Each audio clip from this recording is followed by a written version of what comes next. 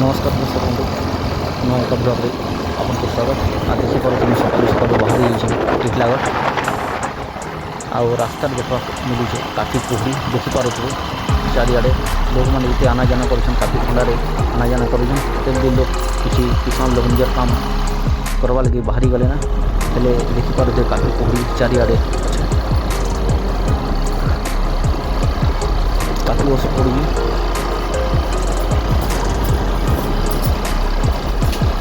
सिंधेकला पहुँचीगली सिंधेकला पाखापाखि सिंधेकला तक भी काफ़ी कुहड़ी अच्छे 8 बजे वाला टाइम देखिपे काफ़ी कुहड़ी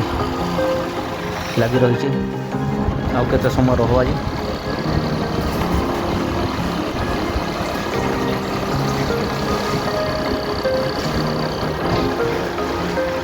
काफ़ी ठंडा पड़ी देखो काफ़ी कुहड़ी